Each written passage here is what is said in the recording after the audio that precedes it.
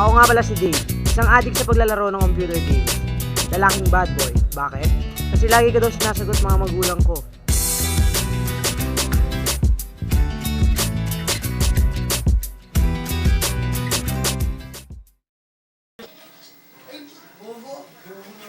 Hoy, Dave, balikan na rito. Kumain na. Mamaya na, ma. Anong mamaya na? Halika na dito. Kumain ka Kaya na. sabi ng mamaya na, hindi ko mapaglaro ng ayos. Ba't ka pa ganyan? Lagi mo sinasagot magulang mo. Ano ba? Ingay mo, dadaan, hindi ba tatayin yung bunganga mo? Hoy, saan ka pupunta?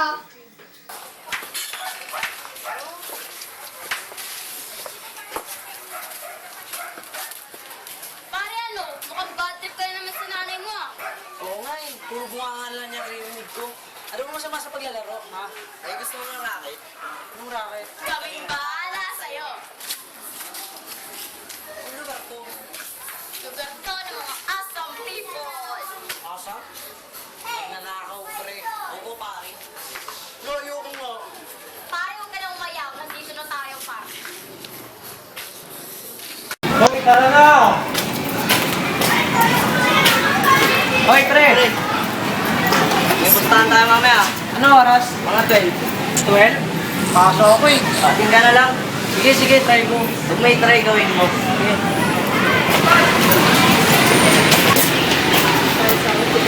Uy, tara na! Saan tayo?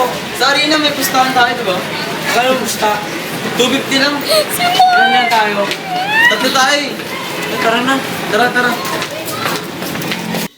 Ay, Dave, tara. Magsimba tayo.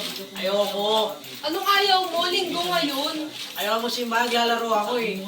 Ano ba yan? Bakit? Pati paglaro mo, Diyos mo na ba yan? Oo, bakit?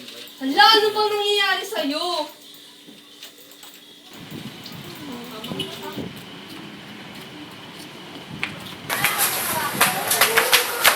Dave, patay ka sa nanay mo. Oo. Nga, bakit? May nakakita sa'yo na nagnakaw ka. Ano, patay ako sa nanay ko. Naku pare, wala na kami magagawa dyan. Oh my God, kala ko mga kaibigan ko kayo. Oops. Bye, Dave. Hoy! Hoy! Kala mo kaibigan ko kayo. Anong ginawa ko sa'yo?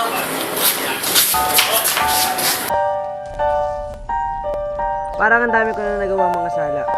Ano mo nangyayari sa akin? Siguro panahon na para magbago.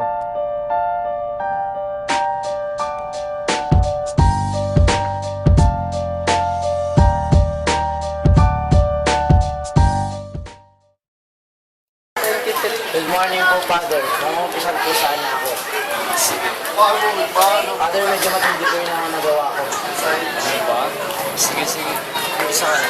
Una-una po, gusto ko na nakasagot mga yung mga magulang. Dala po sa akin paglalaro. Tapos meron po ako ninakawan. Influensya po kasi ako ng kaibigan ko. Tapos muntikan na po makatay yung kaibigan ko. Sobrang pag-promise. Yun lang po, Father. Sisi ka naman ba sa mga nagawa mo? Ako, Father, sobra po. Lagi mong tatandaan. Tayong mga tao, madalas na madaling ma-influensya ng mga kaibigan natin o kaya ng mga napapanood natin sa TV. Pero wag na wag kang magpapa-overcome dyan. Kasi kung lalamunin ka na unti-unting mawawala yung ikaw na nakilala ng mga tao sa iyo. At kung may kailangan ka, laging nandyan ang Panginoon para sa iyo. Sa ngayon, mag-sorry ka sa mga nagawan mo ng masama at iwasan mo muna paglalaro. Sige po, Father. Salamat po. Kaya po ako natutunan sa inyo ngayon.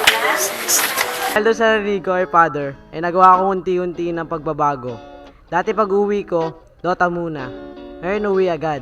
Gawa ng gawaing bahay at gawa ng assignment at project sa school. Yung dating addict sa computer at di maagawa ng school requirements, ngayon nakatap na sa klase. Sana tuloy na ito, tuluyan ko nang maalis ang masamang vices sa akin.